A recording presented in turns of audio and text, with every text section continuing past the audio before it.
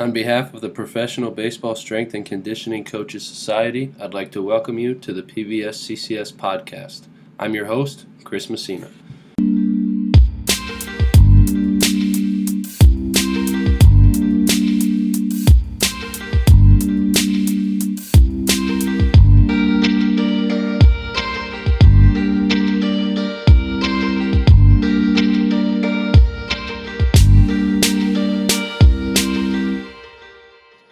All right, everybody, before we get into today's episode, I just want to give a quick shout out to all of our all-star sponsors. These companies are Momentous, Woodway, Aura Ring, Garden of Life, Direct Fitness Solutions, Proven 4, and Clean Athlete. Thank you to all of these companies for sponsoring the PBSCCS. And with that being said, let's get into the episode.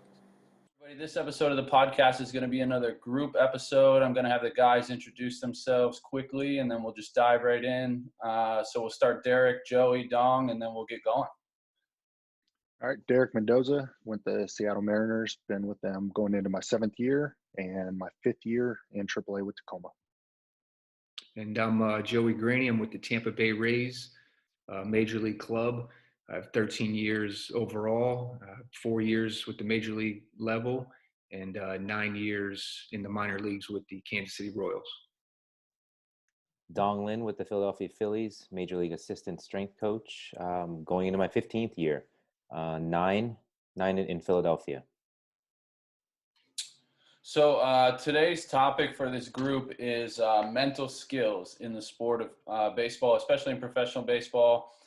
Before we got on the camera here, we just kind of squared away, like, we are not mental skills coaches. That is a whole separate profession, and they are very good at what they do. But at the same time, sometimes that responsibility does fall into our lap, especially here in the minor leagues, where you don't necessarily have a mental skills coach all the time, and guys do come to talk to you about things in terms of their mindsets and making things better for themselves mentally. So I just want to kick it off to you guys on your overall thoughts of the mental side of the game and how important that is in professional baseball. Yeah, well, I mean, I think it's extremely valuable. I think we always tend to put most of our attention on the physical side, which rightfully so, we're strength coaches, but the mental performance is what's going to really help our guys stay focused, motivated, and really committed to the process when the change is really going to be hard, or when the game's on the line. So I think it's extremely important. And just like we do squats and rows and speed and agility drills on our side of things, it's important to recognize the importance of, the mental performance side, and we can still be doing those types of comparison drills on the middle skill side, just like we do on the strength side. So I think it's extremely important. Yeah, and feeding off what Derek said there, I think it may be the most important piece to development or performance that we come encounter with. I mean, we're teachers, we're coaches, we have a chance to impact athletes' lives each and every day. And like Derek was saying, like, we see these players all the time. Like the first thing they do when they get to the ballpark, it's either eat or they come into the weight room. And if they come into the weight room, we're right there. And the way our attitude is, the way we present ourselves, they feed off that. And I think it's important just to build the trust and develop relationships with the players. And when you're able to do that, that's when they'll be able to do the things necessary in order to improve performance on the physical side. Yeah, I agree with that. Those are some great points that you guys mentioned there, and I would put it ahead of the physical component, and I'll explain why. It's just the fact that all these and just look at the minor leagues, and the grueling schedule, and the cities or the clubhouse or the ballpark that you may go into, and it's not the most aesthetic appealing, and so it definitely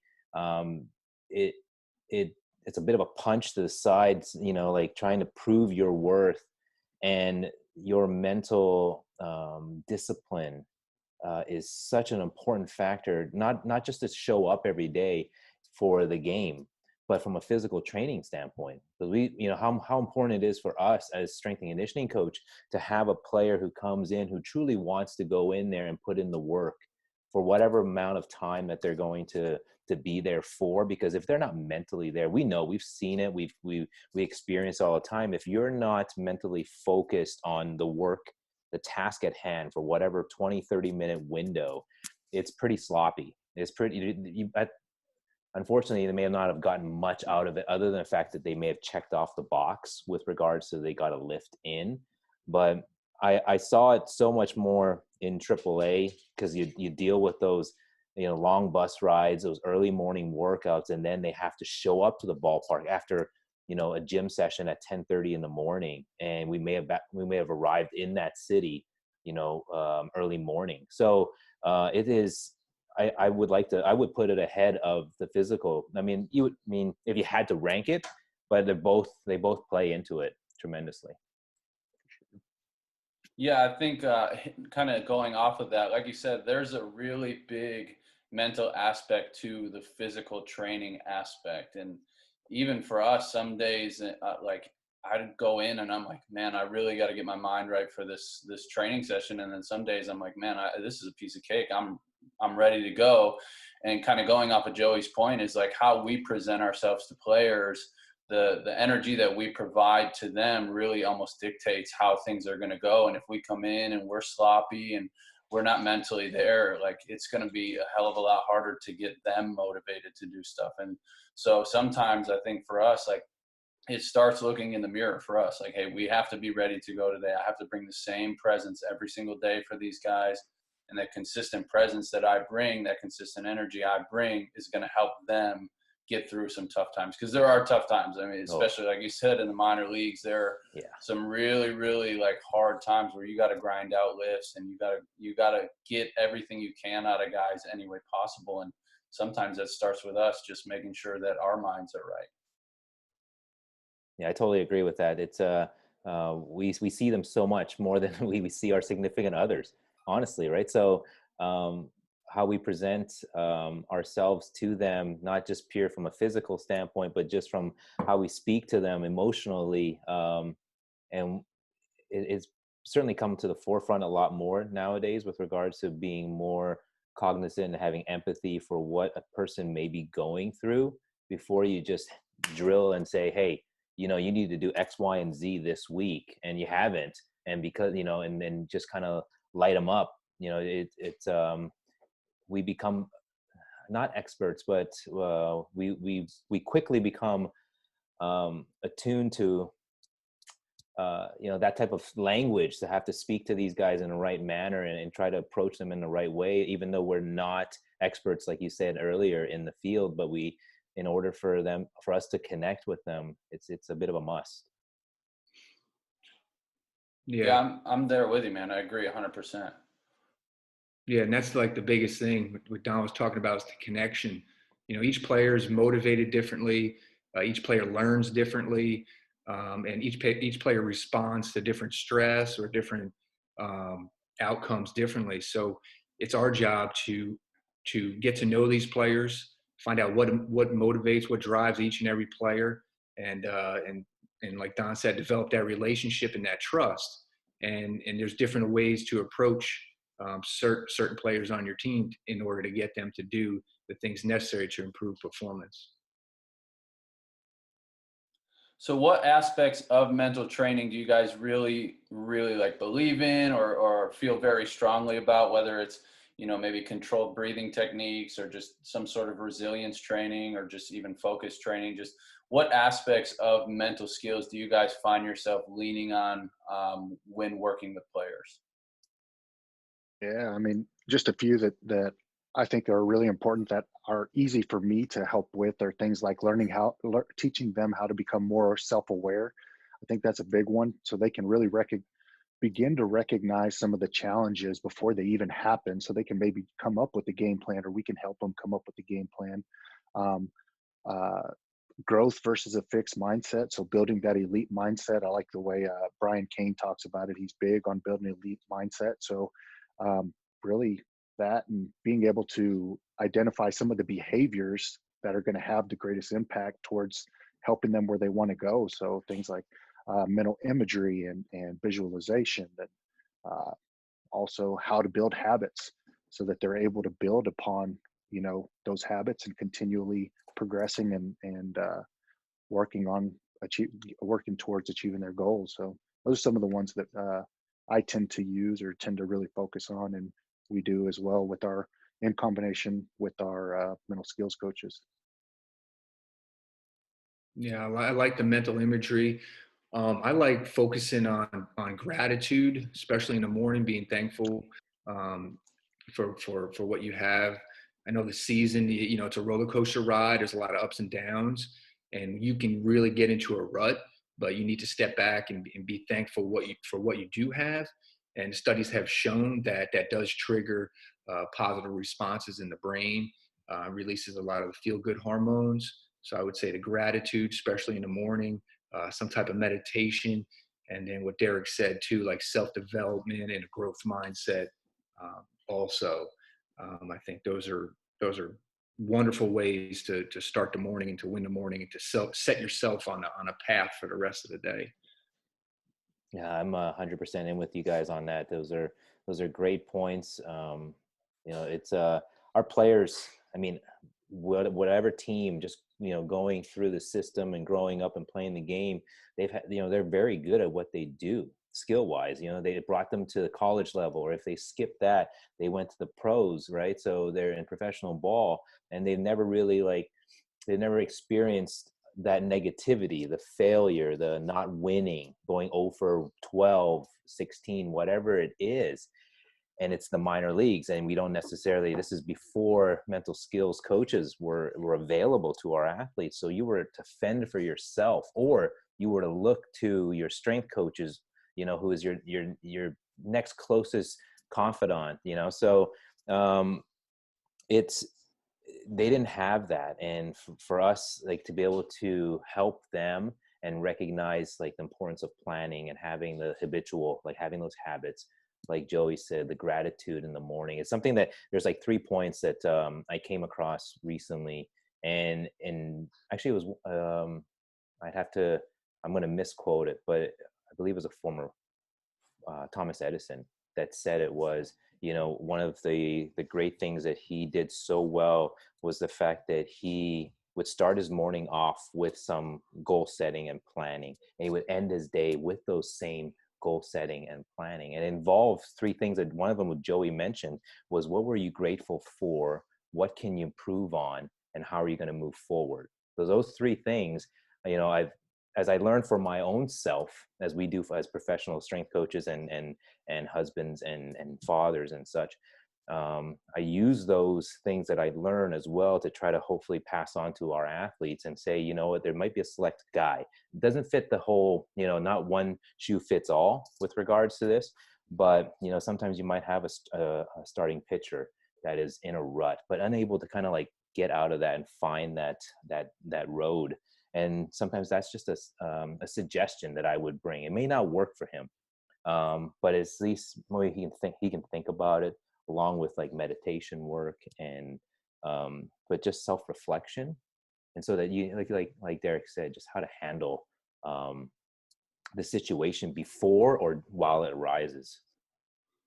Yeah, I think that just piggybacking off of what you just said, is the great thing is that we're blessed in the sense that we spend a lot of time with these guys. Mm-hmm. And so we pick up different cues, different body language, how a guy likes to be talked to, how he doesn't work if you talk to him directly, that if this is a guy you need to indirectly talk to. So then with the tools we have in our toolbox, we're able to do that in a better way. So that's a great point. That's the best part. Oh, go ahead. No, go ahead. That's what I love about the job. It brings that challenge, not just from as a coach to try to pump these guys up and get them physically and performing well and injury prevention too, but there's this aspect of things that not a lot of people do know, that we are somewhat involved. We can't call ourselves the professionals in it, but we're in it. We know because like you said, we have developed those relationships, and we're always careful not to to tread in the wrong area with regards to giving the wrong information. But if somebody comes to you and talks to you about it, it's by all means, I think it's worthy to not brush them off, but share some opinions and say, well, at the same time, you know, our mental skills coach might be also a good benefit for you. Have you considered that type of thing? Sorry to cut you off, Chris. No, it's good. Like I said, I can edit this kind of stuff out, so it's not a problem at all. But yeah, for me, one of the things that I really, really do enjoy about this job is, like you guys said, is we spend so much time with these guys that it almost becomes like a big brother situation where like they'll come to you and just out of the blue be like, dude, guess what? My wife's pregnant. I haven't told anybody yet, and you're the first one. And you're like, of all the people, why did you pick me to tell me that? Like, it's really cool that you're pregnant, you guys are expecting whatever. There's probably a whole list of people you could have went to, and they're like, oh, no, but I just see you every day. Like, I just wanted to talk to you about it. And like, it's things like that, you know, there's a whole bunch of very like formal and technical training and things like that. And I've like in past experiences, we've done like sessions of mindfulness with guys, and some guys really liked it, some guys didn't, you know. But for us as strength coaches, like a lot of those moments just kind of come out of the blue where you're not really expecting it, or like a guy has some failure and he comes up to you and he's like, man, I suck. I'm 0 for 12 in this series. Like, what can I do? And you're like, well, I'm not the hitting coach, but you know, maybe I can kind of just talk you off of the cliff. And like, you might not say anything. You might just say, hey, just keep going. And then next thing you know, that guy hits a double next at bat and he comes to you and he's like, you're a wizard. Like, well, no, I didn't say, you know, I didn't say anything other than I just gave you kind of a, you know, a boot of confidence or whatever it is. And I think that's a really underappreciated part of our job, is those situations come up all the time. And it's not always when you're expecting it. And it kind of guides me into my next thought here is like, how do you guys tie in mental training with other aspects of an overall approach to performance? I know, like I said, there are times where sometimes you need to have like a sit down mindfulness session, but sometimes it just pops up. So I'm curious how you guys are kind of tying those things in. Yeah, I mean, I like to keep it simple and leave the deep mental skills work to the experts. You know, we all have the benefit of having those mental skills coaches with us. But I think of little things like praising the athlete's efforts and when they're sticking with the process, as opposed to always just being like, oh man, that's great. That looks so great because you're so talented, or your ability is so good. So really just honing in on like making sure we're praising them for their efforts. And then I like one of the things that Brian Kane talks about is that E plus R equals O, is the effort plus your response equals the outcome. So it's not what happens to you, it's about how you handle it. So we aren't always going to have, or the athletes aren't always and rarely ever are they going to have control over in-game situations, but just teaching them how to control what they can control. And then the last one is start, stop, continue. And it's, you know, what can you do now? And let's say from our perspective, is like from this lift to your next lift, what can you start, stop, and continue that can get you closer to your goals? So those are a couple that I like to use that really help to tie in some of the mental skills work to our side of things as well. So. Yeah, that's great information. Yeah, we like to leave it to our mental skills coaches to really work with the athletes or of our players on that aspect. Justin Sua, he's our mental performance coach with the Major League Club. He does an outstanding job. And since he came on board, we have a mental skills coach at each affiliate now, and they all do a fantastic job. But like Derek said, a lot of the times you find yourself caught off guard. And you mentioned, Chris, too, like players will just catch you off guard and say something to you. And I mean, you have to be ready for that. And I think that comes with just watching the game. And like you said, like knowing what a player does during the game and when the right time to approach this player and talk to him about a certain aspect of his life or something for a certain aspect of performance too. I mean, you know, if a player goes 0 for 4, you know, with 4 strikeouts, that's probably not the time to go talk to him about something serious. You know, and a lot of the times players will just walk into the office and sit down in the chair and they just want to talk to you about life and different things going on in their life. And so I don't think there's a a right time or a wrong time. I think there's better times than others to approach guys and talk to them. But like I said, our mental skills coaches, they either talk to the pitchers before they stretch as a group. And I like what Justin Sua does with our team. He does he calls it a mental minute. And Chris, I know you've seen those. And he talks to the pitchers as a group, and he does a mental minute. He does one session with them, and he hits them with something short and sweet that's easy to digest, that they can take with them and use during the day and think about it and ponder over. And then he'll do the same thing with our position players at a certain time. He'll go and he'll do a mental minute with them.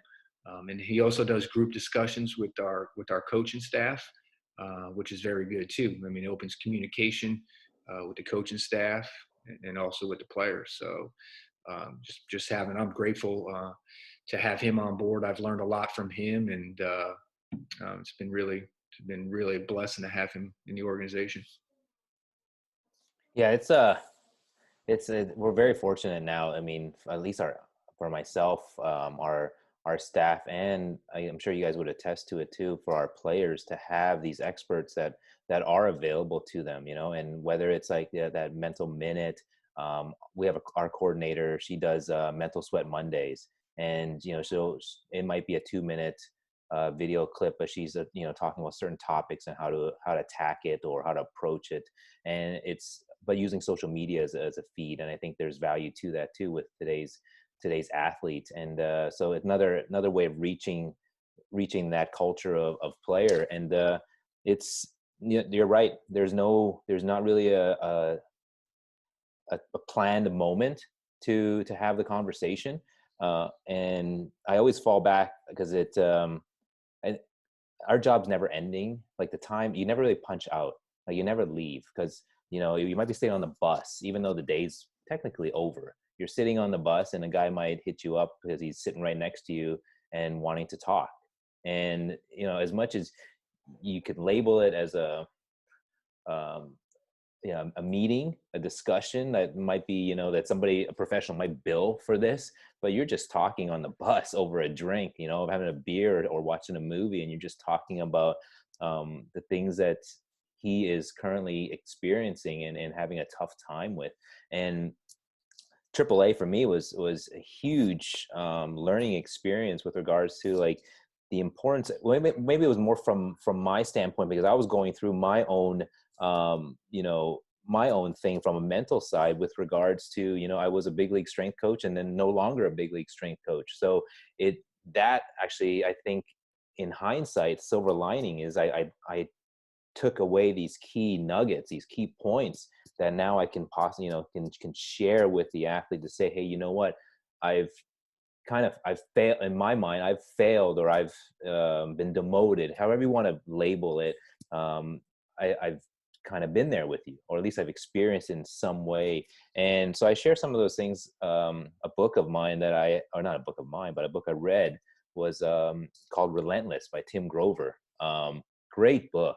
But it doesn't fit every athlete, So the term in that book, it always says like next. Even though you have a successful day, 3 for 3, 4 for 4, whatever it is, next. What's next, right? So Jocko Willink is another good one for the YouTube for Good, or his book for Extreme Ownership. You suck today. Well, I'm not going to say it to the group too often, or to that person right directly to their face at 0 for 4 that night. But if they come to you and then, knowing that athlete, good. Like, what do you mean good?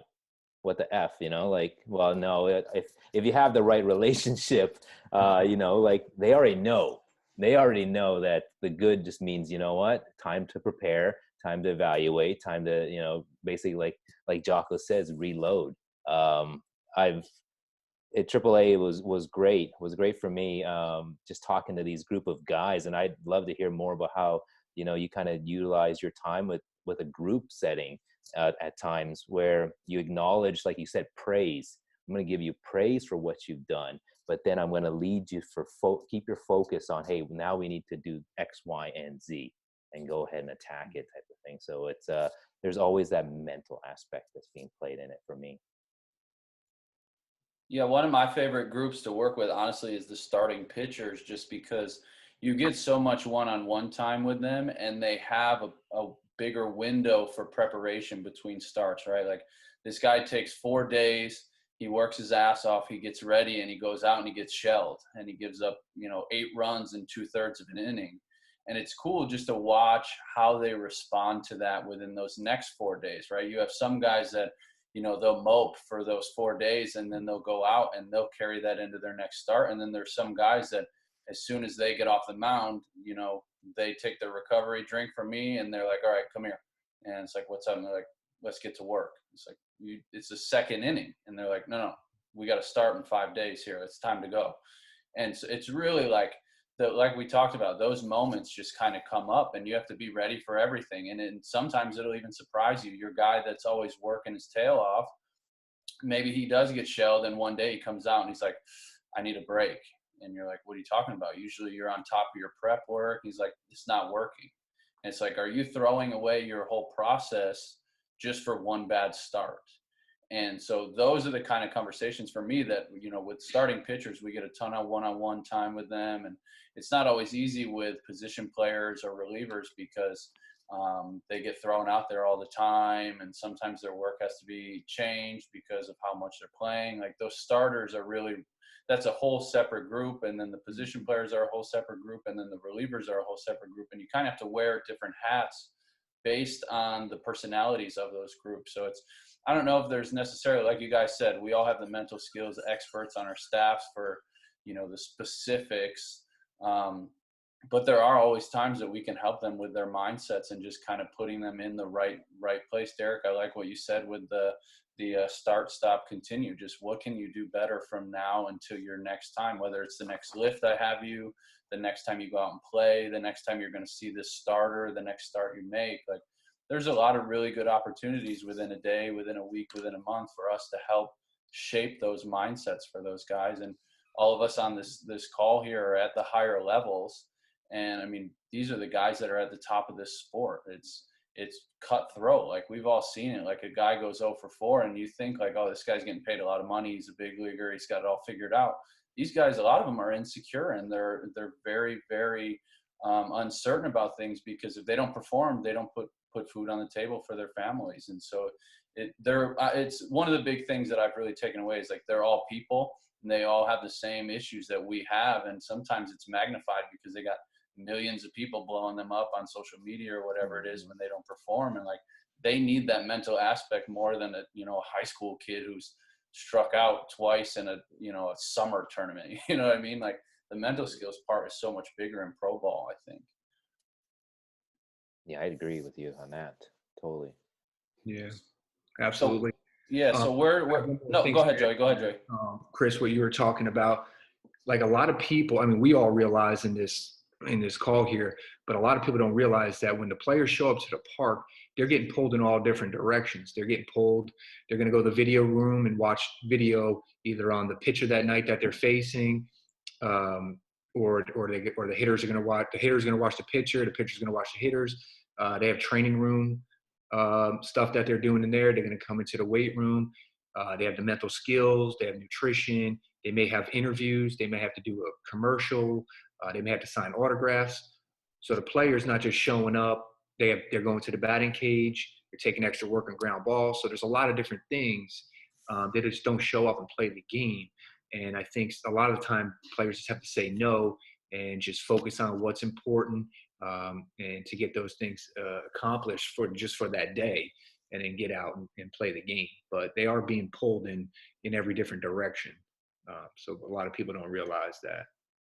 Yeah, I think that's a great point as well. I mean, there's times where you can tell a guy's fried and he's mentally just not there that day. And from our side of things, maybe sometimes it's a matter of like, hey, man, I mean, today might not be the best day for you to come in and crush a workout. It might be like, hey, let's do some movement-based stuff, and then you can start some dialogue. You can start some. Most of the time, as you guys know, these guys just want to be heard. They want to be heard, and they want somebody to hear them out. Sometimes you don't even have to respond. You don't have to give them advice. Sometimes they just need somebody to listen to. So yeah, I just wanted to touch on that. That's a Yeah, you big can't even aspect of measure it. that too. Like what you said Yeah. there, it can't be measured.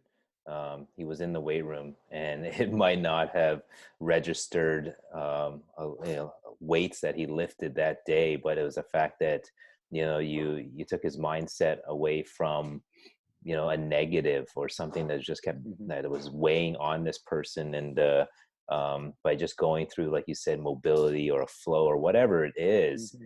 And honestly, sometimes just meditation Yeah. will get you through it, because you can solve it on your own. And then I've used distance running, like, to suggestions for our athletes, not necessarily like 20 minutes of straight up running, but just let's say you're doing poles, for instance, and you're starting pitcher, and do it without music. And just because music it can take you down the wrong rabbit hole, and and positive music, negative music, depending on, and it all plays into it too. And if you got so much going on up here, and you're trying to get some clarity, like you said, breath work, or just like a good run or a good workout with just kind of like peace and quiet, and just try to find some answers.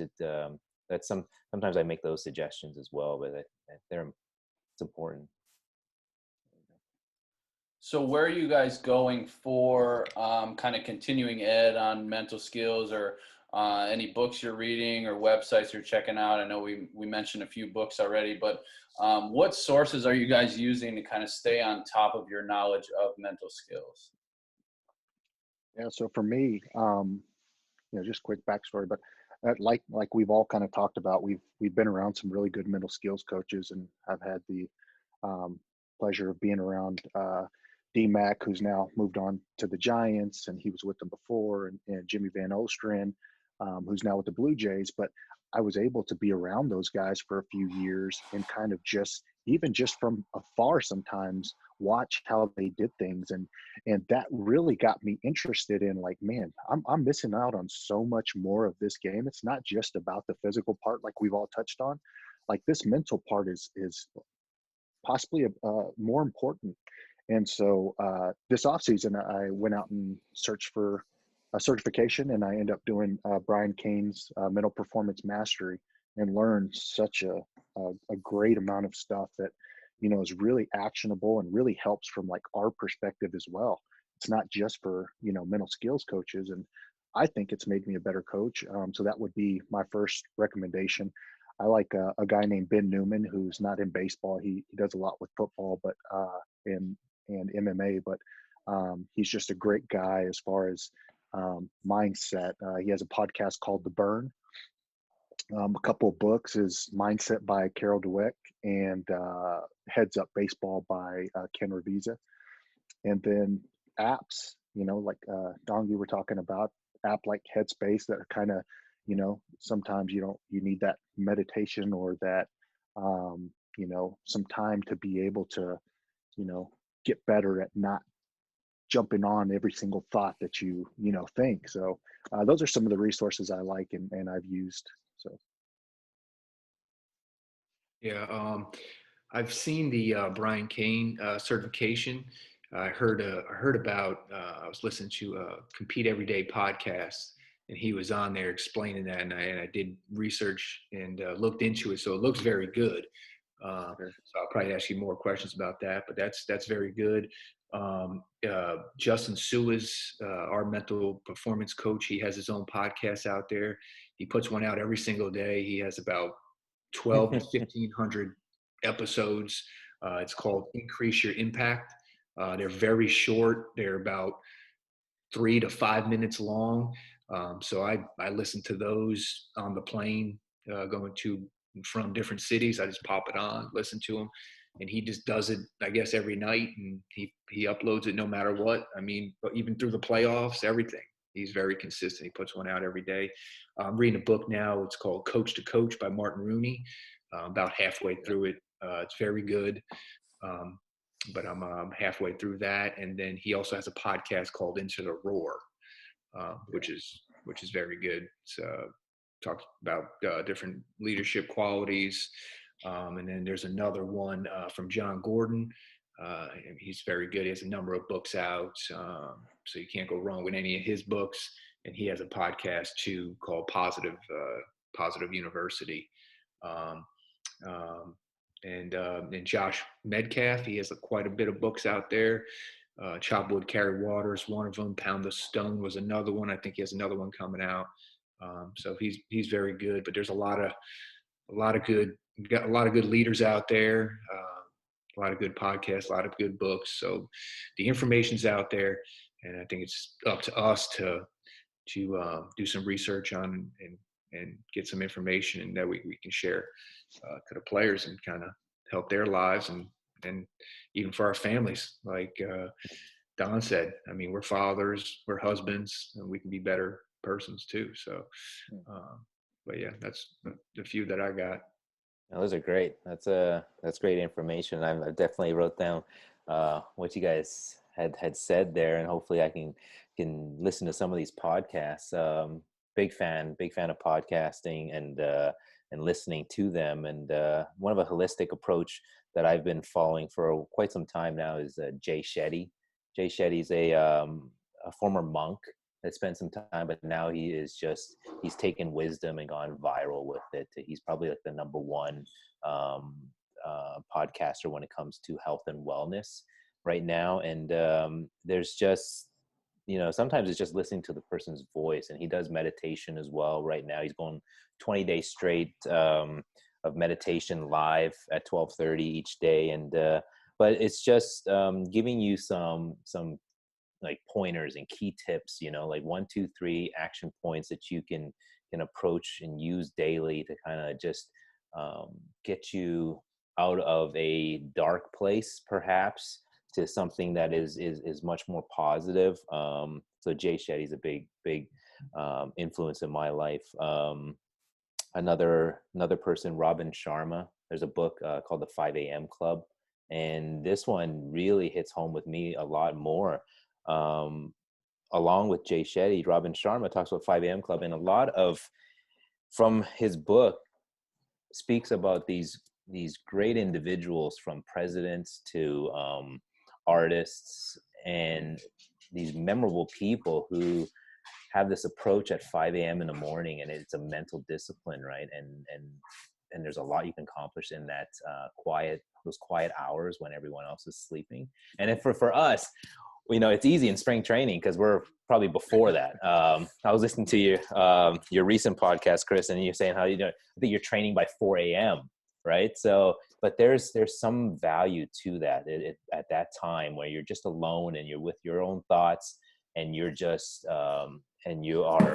you're lifting the house, right? And you're just getting after it. There's something to that. And so Robin Sharma's 5 a.m. book is a big one for me. It's you kind of get the gist of it right from the title of it, but it kind of gives you a little bit more in-depth information with that. So those two are really big for me. I'm always trying to, like you said, as a parent or as a husband and a coach, just trying to get this information. And I find that there's common denominator to a lot of like our successful athletes. There's that mindset that's along with their physical capability and their skill set. There's this mindset along with it. Like no matter what, they don't veer off of what their plan is. Kind of what Joey's saying.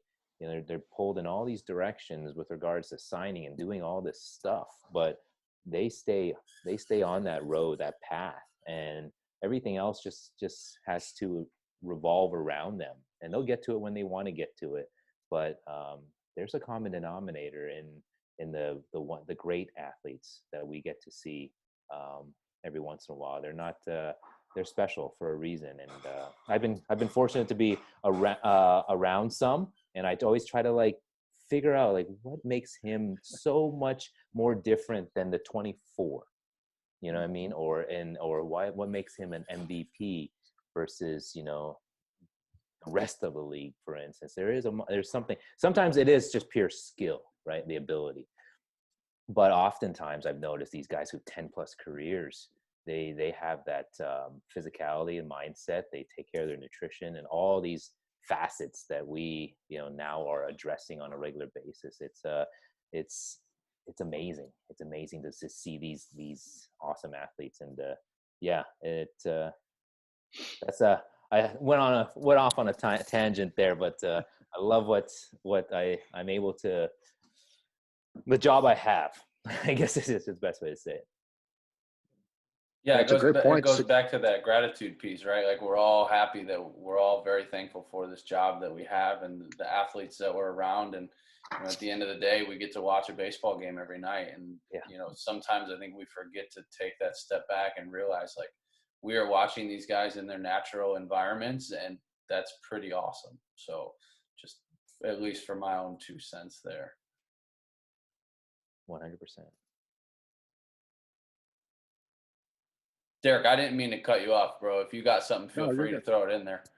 No, you're good. I was just going to say, piggybacking off what he's saying is success leaves clues is what you're saying. And that's one thing that I wish I would have, earlier in my career really picked up on. I think I was going back to like the building an elite mindset. I think I was more in that fixed mindset that I kind of had this thing in my mind that I thought like those people who were really successful, they just fell into a really good position, or they just, this and that. As you get, to learning and get around, better people and people that mentor you, you realize that, no, these dudes are doing something special, and success leaves clues behind. So if you can start to pick them up, exactly what you were saying, like try to figure out that one thing that this guy does different than those other 24 guys do.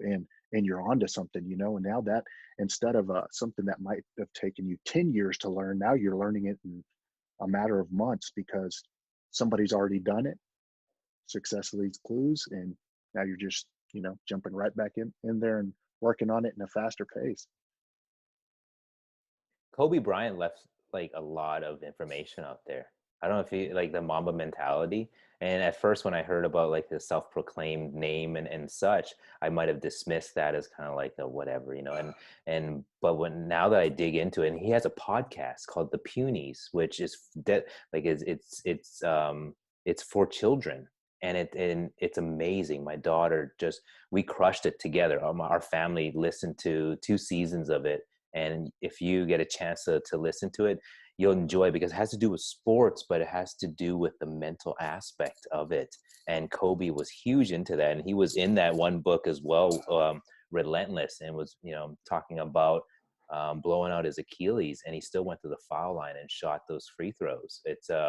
But I never got a chance to meet him, but now that I see this information, and his books and his podcasts and what he has done outside of the game itself, it's the mental aspect is huge, and he was trying to really bring it to the forefront. Guys, this has been really awesome, really, really great talk. And before we get off, I just want closing thoughts from you guys, whether it's just re-emphasizing the value of the mental skills training and the mental side of baseball, or just anything that you want to leave people with that they might have missed in this about hour that we've been talking here. Yeah, I mean, I would just say back to something I touched on earlier is that, control what you can control. The things that you can't control, you can control how you respond to it. And so just be more self-aware of how you're responding to things. And when you don't like the way you responded, the great thing is in baseball, you're going to get another opportunity. And so you go right to that, like, okay, I didn't respond the way I wanted to. I have another opportunity to do it. In between those times, control what I can control. Yeah, absolutely. That's great. I think, through our eyes as strength and conditioning coaches, be ready for these different situations that we have with players. Be upfront, be seen, be heard, and know that we do have the opportunity to impact players' lives each and every day. And 3 things that I like to remember myself each and every day when I show up to work is to keep it simple, be fearless, and work on and focus on serving others. And that's helped me kind of get into the right mindset day in, day out. I love that. Love that. Service to others is definitely what we do, and some I think key points with regards to being a coach and working with athletes. And people ask that question about, is there a difference with working with the major league guys versus the minor leaguers? There's no different in regards to how we should approach them on a regular basis. And I think three things for me that really applies in all aspects of life is really to observe. So see first, listen, and then speak before before we just rush into things. 'Cause oftentimes I'm been at fault to this. Before I even say hello, I've already told the player he's got an upper body lift, this type of running, and this for recovery. Before I even said hello, how are you? And I use myself as, I think we all do as guinea pigs and trial and error and such like that. But it that's takeaways is definitely, to see first, listen, and then speak from there. Guys, I really, really appreciate you coming on, and I hope that you all stay safe and all your families stay safe during this time, and we'll be talking real soon. Thanks, Chris. Thank you. All right, everybody, that concludes this episode with Dong, Derek, and Joey. I hope you guys enjoyed this one. Again, throughout the episode, we try to make it clear that we are not the experts in mental skills, but at the same time, players are going to come to us with things that they need to talk about. They tend to be more open with us a lot of times, and especially in the minor leagues when a mental skills coach is not always accessible. Sometimes these responsibilities do fall into our laps, and we have to be prepared to have these conversations with players and try to help them through some things. And I think we hit on that really well in this episode. 3 things that I took from the guys in this episode: lean on the experts to help you, focus on serving others, and success leaves clues. Before we finish this episode, I just want to give one more shout out to all of our all-star sponsors. These companies are Momentous, Woodway, Aura Ring, Garden of Life, Direct Fitness Solutions, Proven 4, and Clean Athlete. Thank you again to all of these companies for sponsoring the PBSCCS. And with that being said, I hope you enjoyed this episode, and we'll talk to you on the next one.